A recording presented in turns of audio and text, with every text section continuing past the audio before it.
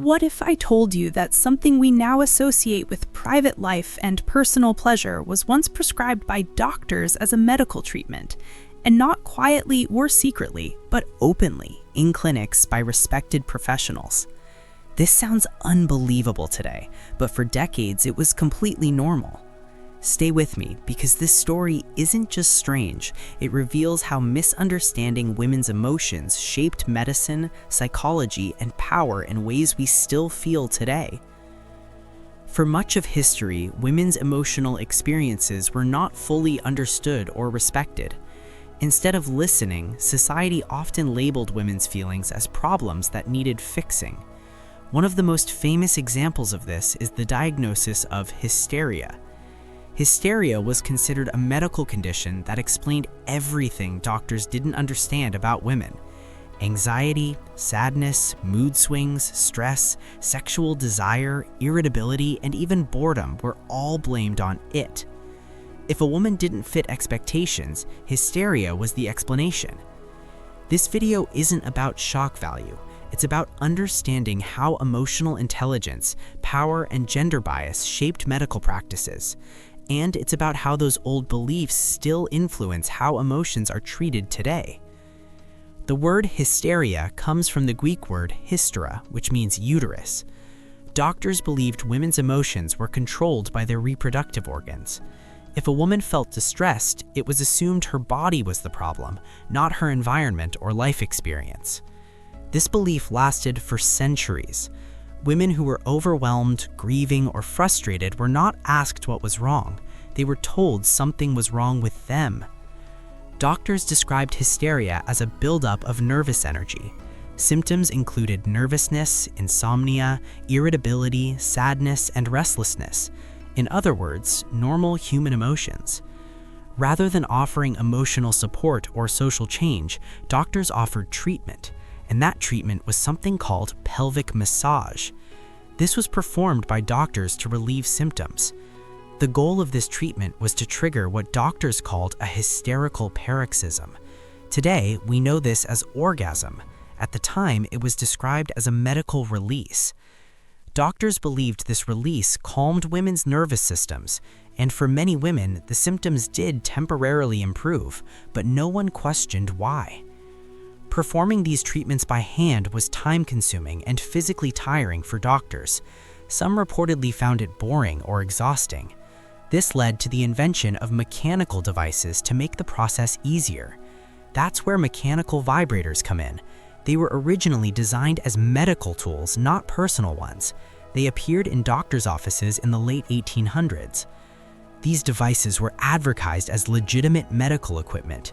They were listed in catalogs alongside other tools like blood pressure cuffs. No one questioned their use. Vibrators were even marketed for home use. Women could buy them to manage hysteria symptoms themselves. Ads described them as tools for relaxation and nervous relief. What's striking is that female pleasure was never acknowledged. The medical community didn't frame this as sexual. It was framed as purely therapeutic. The idea that women could experience desire or sexual satisfaction was uncomfortable for society, so it was erased from the explanation. Instead of asking why women were anxious or unhappy, doctors focused on controlling symptoms. They treated the body while ignoring the emotional and social causes. Many women lived restrictive lives. They had little independence, limited education, and few choices. Their stress wasn't mysterious, it was ignored. Women were expected to be calm, nurturing, and agreeable at all times, and when they weren't, it was labeled a disorder. This tells us something important. Medicine didn't just reflect science, it reflected culture. Doctors were trained within a system that didn't value women's voices. Emotional distress was something to silence, not understand. Over time, psychology began to change. Freud and others started talking about the mind instead of just the body. But even then, women were often blamed. Emotions were still seen as weaknesses. Sensitivity was treated as instability. Expressing needs was seen as excess. Eventually, hysteria disappeared as an official diagnosis, not because women changed, but because understanding did. We learned that emotions are signals, not symptoms. Anxiety can come from pressure. Sadness can come from loss. Frustration can come from lack of control. But the impact of hysteria didn't vanish overnight. It shaped how women were treated for generations. Even today, women are more likely to have their pain dismissed. Emotional concerns are sometimes minimized or labeled as overreaction. This history helps explain why emotional intelligence matters. Understanding emotions prevents mislabeling them. High emotional intelligence means listening instead of diagnosing.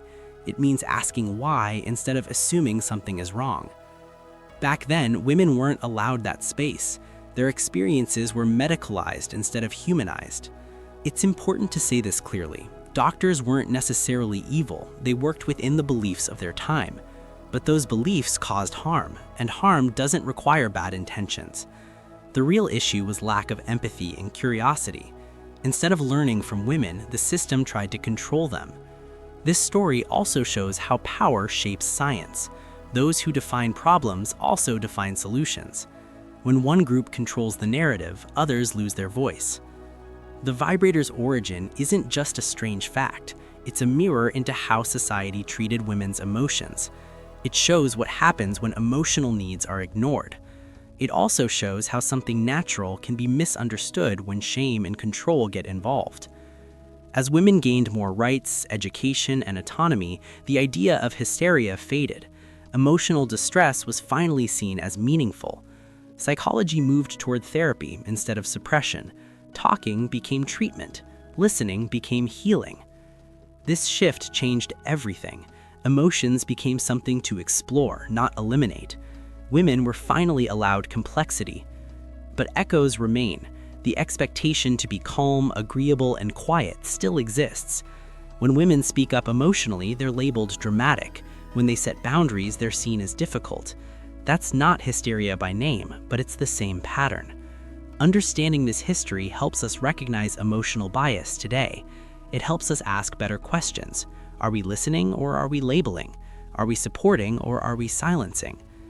This story isn't about embarrassment, it's about awareness, and awareness is how change begins. Here's the most important part. Women weren't treated for hysteria because they were broken. They were treated because their emotions didn't fit a system built without them in mind. The real problem was never women's emotions, it was society's discomfort with them. Once you see that, the story shifts. This isn't about strange treatments, it's about the power of understanding emotions instead of controlling them. That lesson still matters today. Let's bring this together. For decades, women's emotional experiences were misunderstood and medicalized. Instead of being heard, they were treated. Mechanical vibrators weren't invented for pleasure, they were invented to manage emotions society didn't want to understand. Today, we know better. Emotions are information. They deserve attention, not suppression. This history reminds us why emotional intelligence matters. When we listen, we heal. When we ignore, we repeat mistakes. Now, I want to hear from you. Did this story change how you think about emotions or medical history? Share your thoughts in the comments. If this video helped you see human behavior differently, like the video, subscribe, and turn on notifications. We explore psychology, emotions, and history every week, and the next video might uncover another truth hiding in plain sight.